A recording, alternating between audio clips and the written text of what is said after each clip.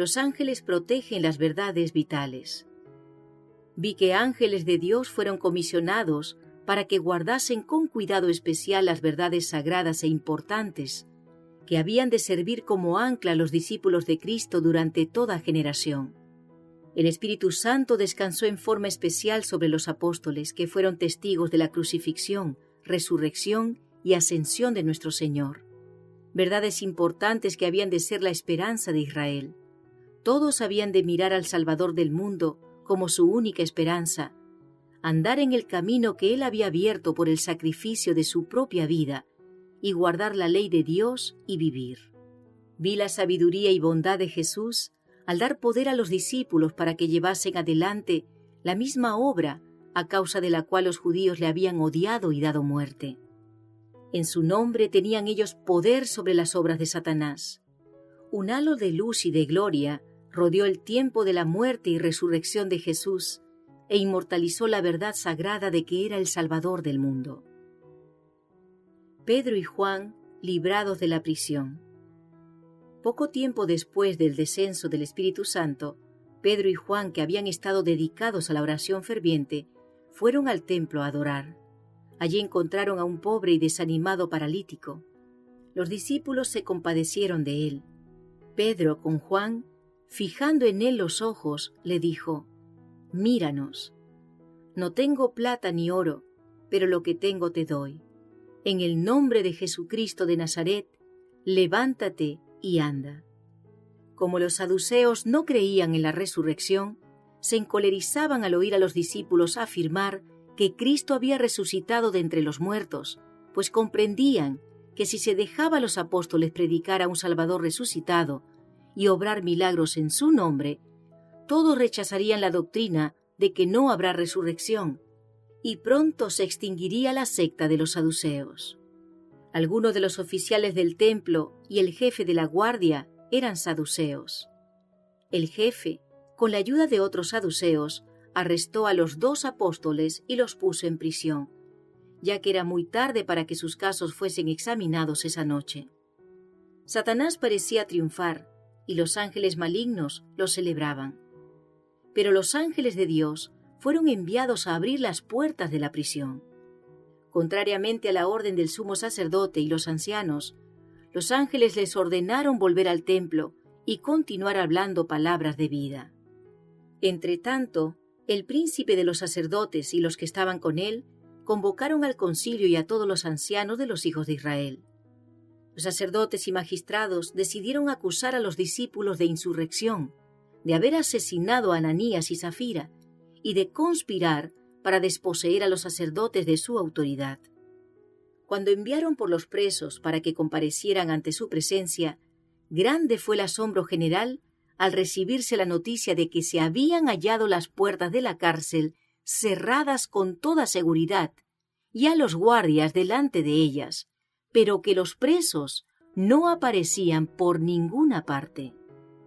Pronto llegó este sorprendente informe: «He aquí los varones que pusisteis en la cárcel están en el templo y enseñan al pueblo». Entonces fue el jefe de la guardia con los alguaciles y los trajo sin violencia, porque temían ser apedreados por el pueblo. Al presentarse Pedro y Juan por segunda vez ante los hombres que parecían resueltos a destruirlos, no se advirtió señal alguna de temor ni vacilación en sus palabras o actitud. Y cuando el pontífice les dijo: «¿No os mandamos estrictamente que no enseñaseis en ese nombre? Y ahora habéis llenado a Jerusalén de vuestra doctrina y queréis echar sobre nosotros la sangre de ese hombre». Pedro respondió: «Es necesario obedecer a Dios antes que a los hombres». Un ángel del cielo los había librado de la cárcel ordenándoles que enseñaran en el templo. Aquellos criminales se enfurecieron.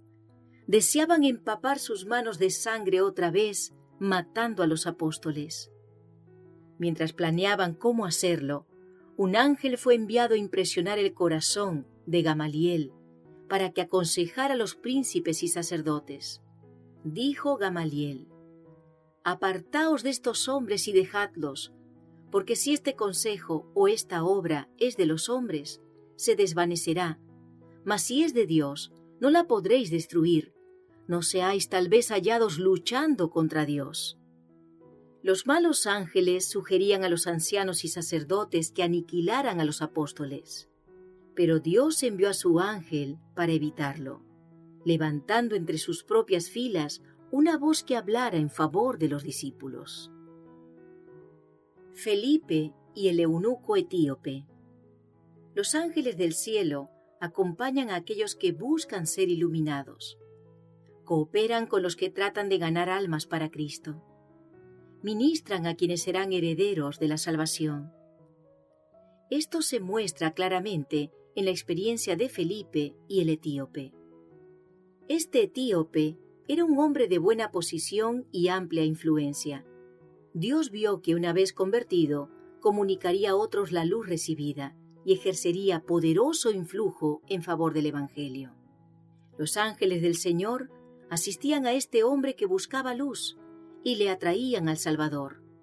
Por el ministerio del Espíritu Santo, el Señor lo puso en relación con quien podía conducirlo a la luz. Cuando Dios le dio a Felipe su tarea, aprendió que cada alma es preciosa a la vista de Dios y que los ángeles dirigen a los agentes humanos para llevar la luz a aquellos que la necesitan. Los ángeles no han sido encargados de la tarea de predicar el Evangelio, pero mediante su ministerio, Dios envía luz a su pueblo, y es a través de su pueblo que la luz ha de llegar al mundo. La conversión de Pablo. Mientras Saulo viajaba hacia Damasco, llevando cartas que le autorizaban a apresar hombres y mujeres que predicasen a Jesús, para llevarlos atados a Jerusalén, había en derredor de él ángeles malos llenos de regocijo. Pero de repente una luz del cielo brilló en derredor de él. Ahuyentó a los malos ángeles y le hizo caer prestamente al suelo. En el relato de la conversión de Saulo se nos dan importantes principios que deberíamos tener siempre presentes. Saulo fue puesto directamente en presencia de Cristo. Lo detuvo en su carrera y lo convenció de pecado. Pero cuando Saulo preguntó, ¿qué quieres que yo haga?, el Salvador colocó al inquiridor judío en relación con su iglesia, para que conociera allí la voluntad de Dios concerniente a él. Mientras Saulo continuaba solo orando y suplicando en la casa de Judas, el Señor le apareció en visión a un discípulo llamado Ananías, y le dijo que Saulo de Tarso estaba orando y que necesitaba ayuda. «Levántate y ve a la calle que se llama Derecha», dijo el mensajero celestial, «y busca en casa de Judas a uno llamado Saulo de Tarso, porque aquí él ora». Apenas podía creer Ananías las palabras del ángel, porque los informes de la acerba persecución de Saulo contra los santos de Jerusalén se habían esparcido extensamente. Obediente a la indicación del ángel, Ananías buscó al hombre que hacía poco solo respiraba amenazas contra todos los que creían en el nombre de Jesús. Y poniendo sus manos sobre la cabeza del dolorido penitente, dijo: «Hermano Saulo, el Señor Jesús, que se te apareció en el camino por donde venías, me ha enviado para que recibas la vista y seas lleno del Espíritu Santo». Y al momento le cayeron de los ojos como escamas, y recibió al instante la vista, y levantándose fue bautizado. Pablo sale de Damasco. Mientras Pablo predicaba a Cristo en Damasco, todos los que lo oían se asombraban. La oposición se tornó tan fiera que no se le permitió a Pablo continuar sus labores en Damasco. Un mensajero del cielo le ordenó que dejara el lugar por un tiempo y fue a Arabia, donde halló un refugio seguro. Allí, en la soledad del desierto, Pablo tenía amplia oportunidad para estudiar y meditar con quietud. Jesús se comunicó con él y lo estableció en la fe, concediéndole una rica medida de sabiduría y gracia. Las labores de Pablo en Antioquía, en unión con Bernabé, le fortalecieron en su convicción de que el Señor le había llamado a hacer una obra especial en el mundo gentil. En ocasión de la conversión de Pablo, el Señor había declarado que había de ser ministro a los gentiles, para abrir sus ojos, para que se conviertan de las tinieblas a la luz y de la potestad de Satanás a Dios, para que reciban por la fe que es en mí perdón de pecados y herencia entre los santificados. El ángel que le apareció a Ananías le había dicho de Pablo: «Instrumento escogido me es este para llevar mi nombre en presencia de los gentiles y de reyes y de los hijos de Israel». Y Pablo mismo, más tarde en su vida cristiana, mientras oraba en el templo de Jerusalén, había sido visitado por un ángel del cielo que le ordenó: «Ve, porque yo te enviaré lejos a los gentiles». Cornelio y Pedro. El mismo santo vigía que dijo de Abraham: «Le conozco», conocía también a Cornelio y le mandó un mensaje directo del cielo. El ángel se le apareció a Cornelio mientras estaba orando. Al oír el centurión que se lo llamaba por nombre, tuvo miedo.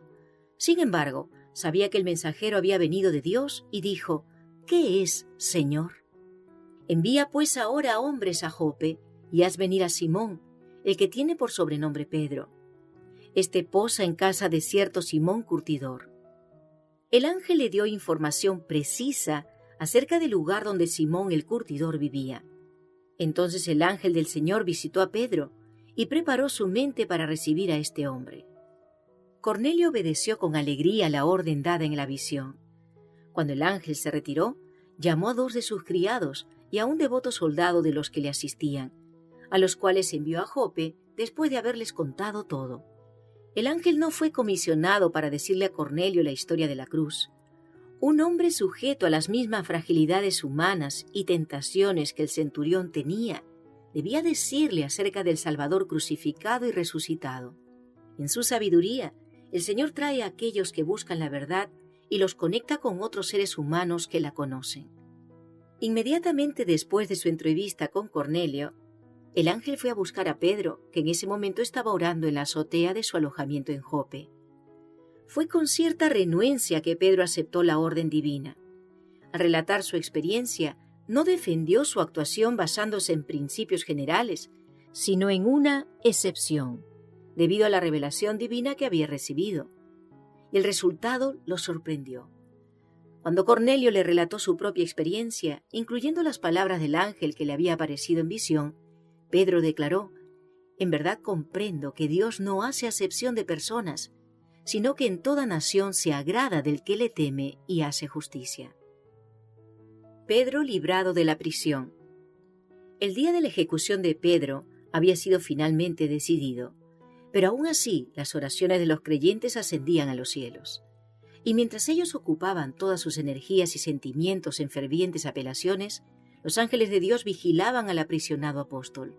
Pedro había sido colocado entre 2 soldados, aprisionado con 2 cadenas, cada una de las cuales estaba sujeta a la cintura de uno de sus guardias.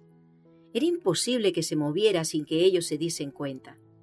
Las puertas de la prisión estaban firmemente aseguradas y otros guardias las custodiaban. Humanamente hablando, las posibilidades de escape o rescate eran nulas. Pedro se hallaba en la cárcel esperando ser llevado a la muerte al día siguiente. Estaba durmiendo de noche entre 2 soldados, sujeto con 2 cadenas, y los guardas delante de la puerta custodiaban la cárcel. Y he aquí que se presentó un ángel del Señor, y una luz resplandeció en la cárcel, y tocando a Pedro en el costado le despertó diciendo: «Levántate pronto», y las cadenas se le cayeron de las manos. Pedro, despertando repentinamente, se asombró por el resplandor que inundaba su celda y por la hermosura celestial del mensajero divino. No comprendía la escena, pero sabía que estaba libre, y en su aturdimiento y gozo habría salido de la cárcel sin protegerse contra el frío aire nocturno. El ángel de Dios, notando todas las circunstancias y preocupándose solícito por la necesidad del apóstol, dijo: «Cíñete y átate las sandalias». Pedro obedeció mecánicamente, pero estaba tan extasiado con la revelación de la gloria del cielo que no se acordó de tomar su manto. Entonces el ángel le ordenó: «Envuélvete en tu manto y sígueme». Y saliendo le seguía, pero no sabía en verdad lo que hacía el ángel, sino que pensaba que veía una visión. Habiendo pasado la primera y la segunda guardia, llegaron a la puerta de hierro que daba a la ciudad, la cual se les abrió por sí misma. Ni una palabra es pronunciada, ni se oyen pisadas. El ángel se desliza adelante rodeado de un deslumbrante esplendor, y Pedro, aturdido y creyendo aún que está soñando, sigue a su libertador. Así pasan por una calle y luego, cumplida la misión del ángel, éste desaparece súbitamente. La luz celestial se desvanece y Pedro se encuentra en profundas tinieblas. Pero a medida que sus ojos se acostumbran a ellas, éstas parecen disminuir gradualmente y descubre que se halla solo en la calle silenciosa, recibiendo el fresco soplo del aire nocturno en la frente. Se da cuenta de que está libre en una parte conocida de la ciudad. Reconoce el lugar que a menudo ha frecuentado y por el que esperaba pasar por última vez a la mañana siguiente. El apóstol se dirigió enseguida a la casa donde estaban reunidos sus hermanos y donde en ese mismo momento estaban orando fervientemente por él. Cuando llamó Pedro a la puerta del patio, salió a escuchar una muchacha llamada Rode, la cual, cuando reconoció la voz de Pedro, de gozo no abrió la puerta, sino que corriendo adentro, dio la nueva de que Pedro estaba en la puerta. Y ellos le dijeron: «¿Estás loca?». Pero ella aseguraba que así era. Entonces ellos decían: «Es un ángel». El mismo ángel que dejó las cortes celestiales para rescatar a Pedro del poder de sus perseguidores, había sido el mensajero de juicio e ira para Herodes. El ángel golpeó a Pedro en su costado para despertarlo de su somnolencia, pero fue un toque diferente al usado contra el malvado rey. A éste le produjo una enfermedad mortal. El apedreamiento de Esteban. Mientras Esteban ponía sus ojos en el cielo, le fue dada una visión de la gloria de Dios, y los ángeles le rodearon. Entonces dijo: «He aquí veo los cielos abiertos, y al Hijo del Hombre que está a la diestra de Dios». Los ángeles en el ministerio de Pablo. Se había convertido en un extenso y lucrativo negocio en Éfeso la fabricación y venta de pequeños santuarios e imágenes modeladas conforme al templo y la imagen de Diana. Los que se interesaban en esta industria descubrieron que sus ganancias disminuían y todos concordaron en atribuir el desventurado cambio a las labores de Pablo. Y la ciudad se llenó de confusión. Se buscó a Pablo, pero el apóstol no pudo ser hallado. Sus hermanos, siendo advertidos del peligro, le hicieron salir apresuradamente del lugar. Fueron enviados ángeles de Dios para guardar al apóstol. El tiempo en que había de morir como mártir todavía no había llegado. Día tras día, cuando Pablo y Silas se dirigían a la reunión de oración, una mujer con espíritu de adivinación daba voces diciendo: «Estos hombres son siervos del Dios Altísimo, quienes os anuncian el camino de salvación». Esta mujer era un agente especial de Satanás, y así como los demonios se turbaban en la presencia de Cristo, el mal espíritu que poseía a esta mujer se sentía incómodo en la presencia de los apóstoles. Satanás sentía que su reino estaba siendo invadido y buscó esta forma de oponerse a la obra de los ministros de Dios. Las palabras de recomendación que expresaba esta mujer eran un insulto a la causa y distraían la mente del pueblo. En lugar de pensar en las verdades que se les presentaban, la gente discutía si estos hombres, que en verdad hablaban con el Espíritu y el poder de Dios, lo hacían con el mismo espíritu que actuaba en este emisario de Satanás. Los apóstoles soportaron esta oposición por varios días. Entonces Pablo, bajo la inspiración del Espíritu de Dios, ordenó al espíritu malo que dejara a la mujer. Satanás había sido enfrentado y reprendido. El inmediato silencio de la mujer testificó que los apóstoles eran siervos de Dios, que los demonios los reconocían como tales y que habían obedecido su orden. Cuando la mujer fue desposeída del espíritu malo y restaurada a su propio control, sus amos se alarmaron por su negocio. Vieron que toda esperanza de ganar dinero mediante sus adivinaciones y predicciones se había esfumado. Percibieron además que si a los apóstoles se les permitía continuar su obra, su propia fuente de ingresos pronto terminaría. Después de haber sido librada del espíritu malo, la mujer se convirtió en una seguidora de Cristo. Sus amos, viendo que su esperanza de ganancias se esfumaba, prendieron a Pablo y Silas y los trajeron ante las autoridades, acusándolos de alborotar la ciudad. El alboroto ahora se produjo. La multitud se levantó contra los discípulos y las autoridades ordenaron que los prisioneros fueran azotados. Después de haberles azotado mucho, los echaron en la cárcel, mandando al carcelero que los guardase con seguridad. Habiendo recibido tal orden, el carcelero los llevó a la celda más interior y aseguró sus pies con cepos.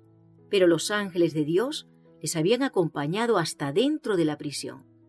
Los apóstoles sufrieron extrema tortura por causa de la penosa posición en que fueron dejados, pero no murmuraron. En vez de eso, en la completa oscuridad y desolación de la mazmorra, se animaron el uno al otro con palabras de oración y cantaban alabanzas a Dios por haber sido hallados dignos de sufrir oprobio por su causa. Con asombro, los otros presos oyeron las oraciones y los cantos que salían de la cárcel interior.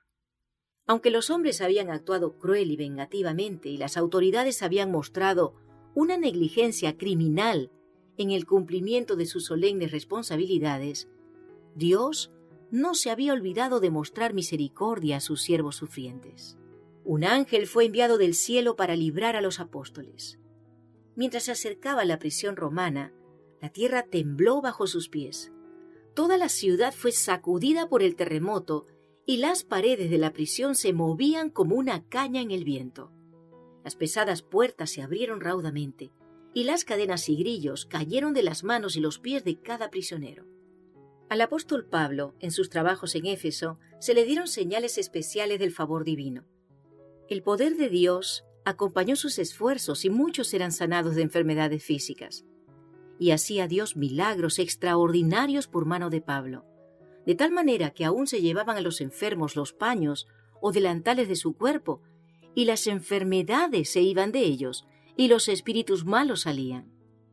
Estas manifestaciones de poder sobrenatural eran mayores que todas las que se habían visto alguna vez en Éfeso, y eran de tal carácter que no podían ser imitadas por la habilidad de los prestidigitadores o los encantamientos de los hechiceros. Como estos milagros eran hechos en el nombre de Jesús de Nazaret, el pueblo tenía oportunidad de ver que el Dios del cielo era más poderoso que los magos que adoraban a la diosa Diana. Así exaltaba el Señor a su siervo, aún delante de los idólatras mismos, inmensurablemente por encima del más poderoso y favorecido de los magos. Pero aquel a quien están sujetos todos los espíritus del mal, quien había dado a su siervo autoridad sobre ellos, había de avergonzar y derrotar aún más a aquellos que despreciaban y profanaban su santo nombre. La hechicería había sido prohibida por la ley de Moisés, bajo pena de muerte. Sin embargo, de tiempo en tiempo había sido practicada secretamente por judíos apóstatas. En el tiempo de la visita de Pablo a Éfeso, había en la ciudad algunos judíos exorcistas ambulantes, quienes al ver las maravillosas obras hechas por él, intentaron invocar el nombre del Señor Jesús sobre los que tenían espíritus malos. Fue hecha una prueba por 7 hijos de un tal Esceva, judío jefe de los sacerdotes. Al hallar a un hombre poseído por un demonio, le dijeron: «Os conjuro por Jesús, el que predica Pablo». Pero respondiendo el espíritu malo dijo: «A Jesús conozco y sé quién es Pablo, pero vosotros, ¿quiénes sois?». Y el hombre en quien estaba el espíritu malo, saltando sobre ellos y dominándolos, pudo más que ellos, de tal manera que huyeron de aquella casa desnudos y heridos. Ahora se revelaron hechos antes escondidos. Al aceptar el cristianismo, algunos de los creyentes no habían renunciado completamente a sus supersticiones. Hasta cierto punto, continuaban practicando la magia. Ahora, convencidos de su error, muchos de los que habían creído venían, confesando y dando cuenta de sus hechos. Aún algunos de los mismos hechiceros fueron alcanzados por esta buena obra, y muchos de los que habían practicado la magia trajeron los libros y los quemaron delante de todos. Estos tratados sobre adivinación contenían reglas y formas de comunicarse con los malos espíritus. Eran los reglamentos del culto de Satanás, instrucciones para solicitar su ayuda y obtener de él información. Un informe acerca del discurso de Demetrio circuló rápidamente. El alboroto fue terrible. Toda la ciudad parecía conmocionada. Se reunió una inmensa multitud, la que inmediatamente se dirigió al negocio de Aquila, en el sector judío, con el fin de apresar a Pablo. En su furia insana, estaban dispuestos a descuartizarlo. Pero no hallaron al apóstol. Sus hermanos, habiendo recibido información acerca del peligro, lo habían retirado del lugar. Ángeles de Dios fueron enviados para proteger al fiel apóstol. Cuando los principales sacerdotes y gobernantes presenciaron el efecto que tenía el relato de lo que había experimentado Pablo, se sintieron movidos a odiarle. Vieron que predicaba audazmente a Jesús y realizaba milagros en su nombre. Multitudes le escuchaban, se apartaban de las tradiciones y consideraban a los dirigentes judíos como matadores del Hijo de Dios. Se encendió su ira y se reunieron para consultarse acerca de lo que convenía hacer para aplacar la excitación.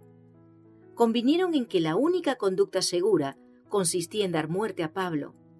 Pero Dios conocía su intención y envió ángeles para que lo guardasen, a fin de que pudiese vivir y cumplir su misión.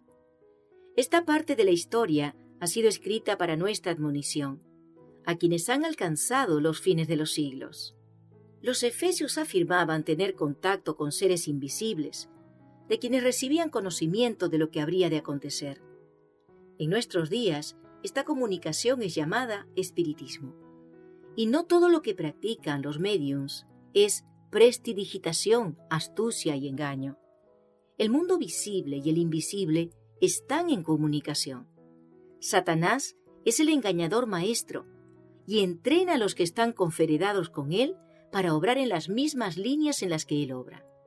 El apóstol dice: porque no tenemos lucha contra sangre y carne, sino contra principados, contra potestades, contra los gobernadores de las tinieblas de este siglo, contra huestes espirituales de maldad en las regiones celestes. Por tanto, tomad toda la armadura de Dios, para que podáis resistir en el día malo. Este anciano prisionero, Pablo, encadenado al soldado que lo vigilaba, no presentaba en su apariencia o su vestimenta algo que llamara la atención del mundo para brindarle honores. Sin embargo, este hombre sin riquezas ni posición y aparentemente sin amigos, tenía una escolta que los mundanos no podían ver. Ángeles del cielo le asistían. Si la gloria de uno de estos refulgentes mensajeros se hubiera hecho visible, la pompa y el orgullo de la realeza hubiese palidecido. Reyes y cortesanos hubieran sido postrados en tierra. Todo el cielo estaba interesado en este solo hombre, que ahora era un prisionero por causa de su fe en el Hijo de Dios. El sitio de Jerusalén. La paciencia de Dios hacia Jerusalén solo confirmó a los judíos en su obstinada impenitencia. En su odio y crueldad hacia los discípulos de Cristo, rechazaron su última oferta de misericordia. Entonces, Dios apartó de ellos su protección. Al retirar el poder restrictivo sobre Satanás y sus ángeles, la nación quedó bajo el control del caudillo que ellos mismos habían elegido. El pueblo había despreciado la gracia de Cristo, único medio de subyugar sus malos impulsos, y ahora estos eran sus conquistadores. Satanás despertó en ellos las más fieras y bajas pasiones del alma. No razonaban porque habían sobrepasado los límites de la razón. Eran controlados por impulsos y ciega ira. Su crueldad era satánica.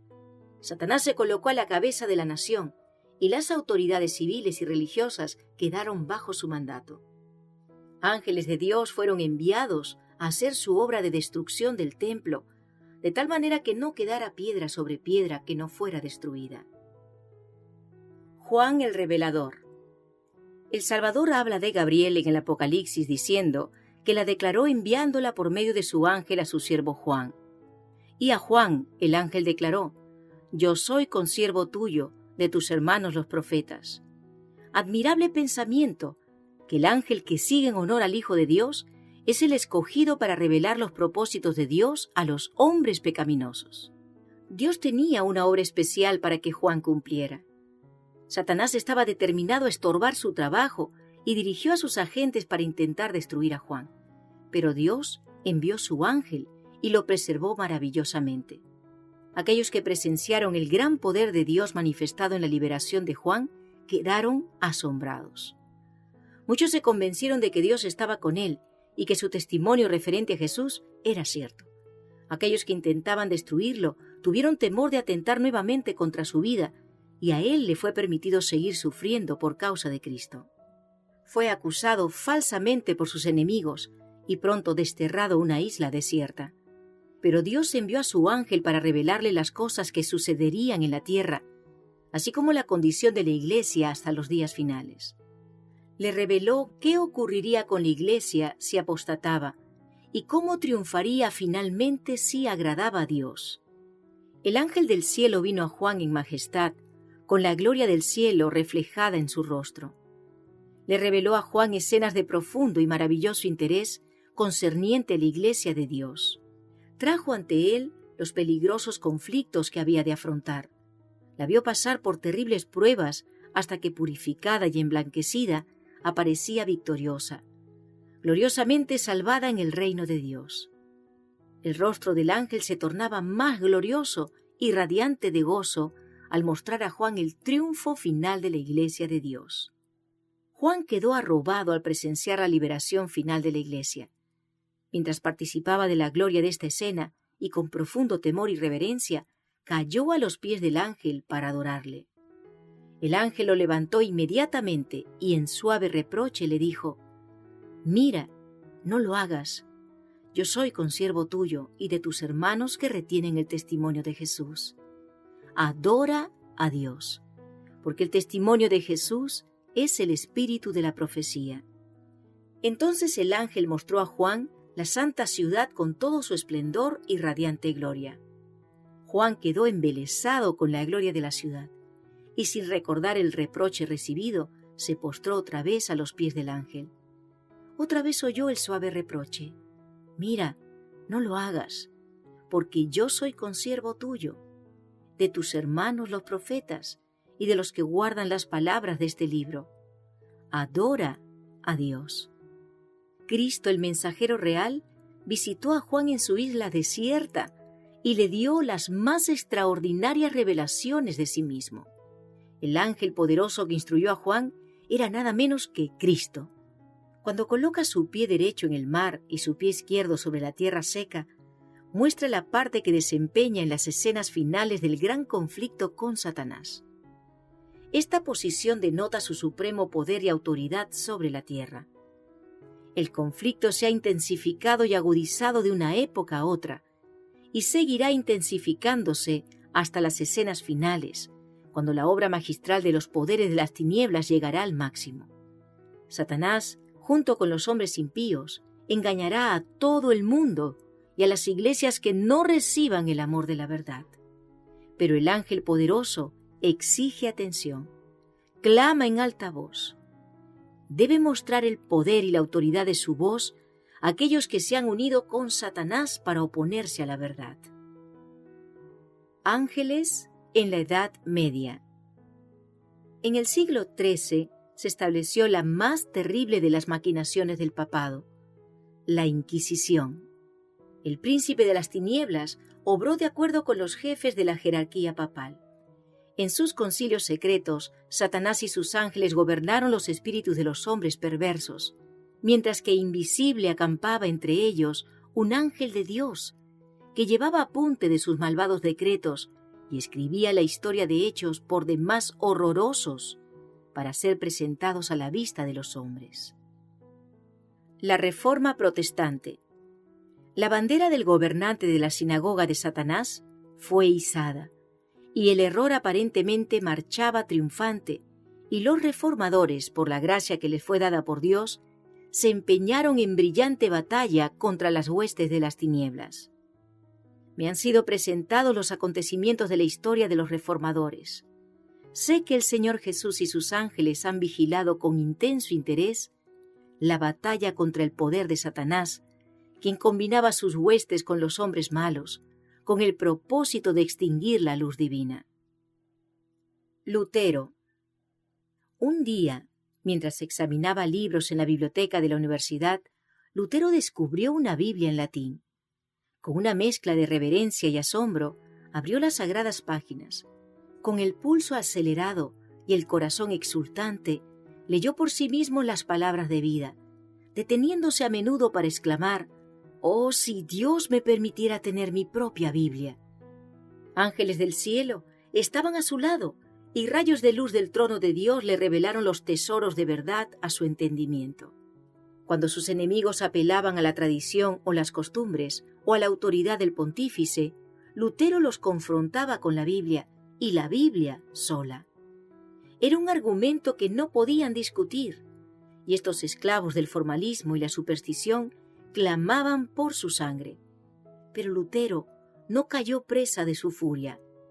Dios tenía una obra para él, y los ángeles del cielo fueron enviados a protegerlo.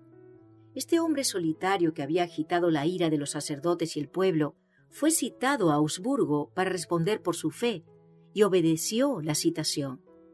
Allí estaba, firme y decidido, ante aquellos que hacían temblar al mundo, un manso cordero rodeado por leones furiosos. No obstante, por causa de Cristo y de su verdad, se mantuvo inconmovible. Con una santa elocuencia que solo la verdad puede inspirar, dio las razones de su fe.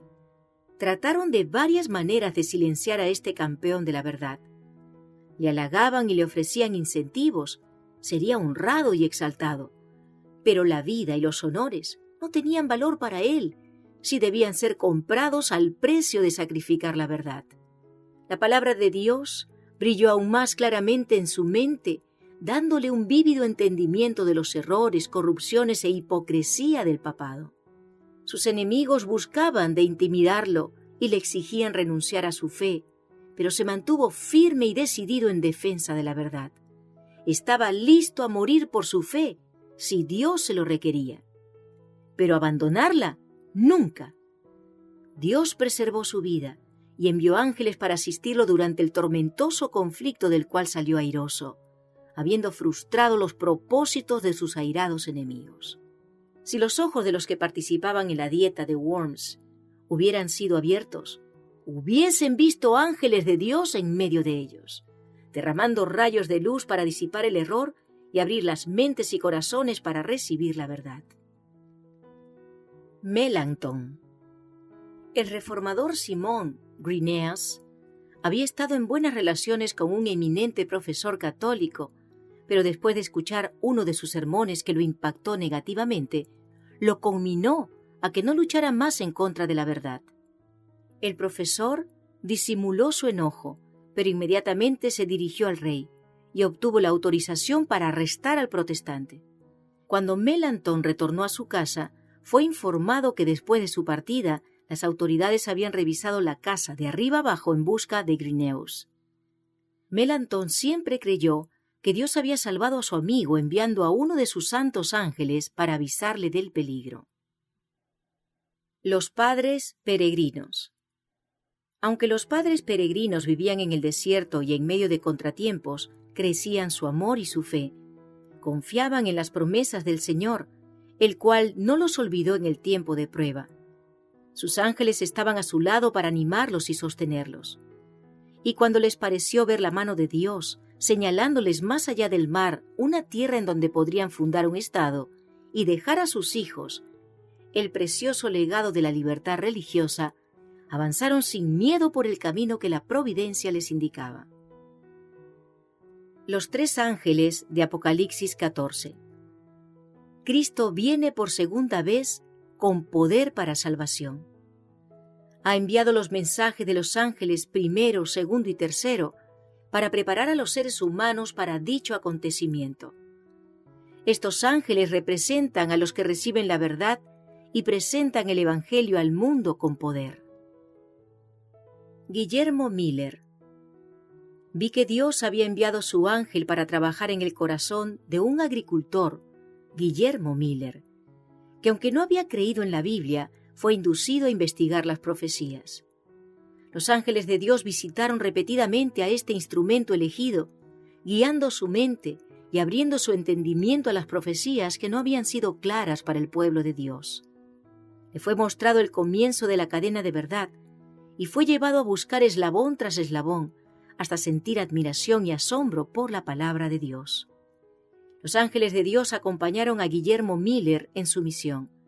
Proclamó el mensaje sin temor, firme y decidido. Aunque recibió la oposición de los profesos cristianos y del mundo, y fue enfrentado por Satanás y sus ángeles, no cesó de predicar el Evangelio eterno a las multitudes doquiera era invitado, y de hacer oír el clamor: «Temed a Dios y dadle gloria, porque la hora de su juicio ha llegado». El instigador de todo mal no trató únicamente de contrarrestar los efectos del mensaje del advenimiento, sino de destruir al mismo mensajero. Miller hacía una aplicación práctica de la verdad bíblica a los corazones de sus oyentes, reprobando sus pecados y turbando el sentimiento de satisfacción en sí mismos, y sus palabras claras y contundentes despertaron la animosidad de ellos. La oposición manifestada por los miembros de las iglesias contra su mensaje alentaba a las clases bajas a ir aún más allá, y hubo enemigos que conspiraron para quitarle la vida a su salida del local de reunión. Pero hubo ángeles guardianes entre la multitud, y uno de ellos, bajo la forma de un hombre, tomó el brazo del siervo del Señor y lo puso a salvo del populacho furioso.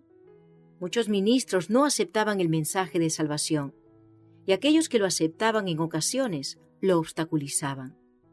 La sangre de las almas será sobre ellos. Pastores y miembros se unían para oponerse al mensaje del cielo. Perseguían a Guillermo Miller y a los que trabajaban con él, y hacían circular falsas acusaciones para afectar su influencia. Cuando él presentaba claramente el consejo de Dios y lo aplicaba agudamente al corazón de sus oyentes, se levantaba acerba oposición. En varias ocasiones, al dejar el lugar de reunión, fue seguido y acechado para intentar quitarle la vida. Pero ángeles de Dios, que eran enviados para preservar su vida, lo protegían de la turba enfurecida.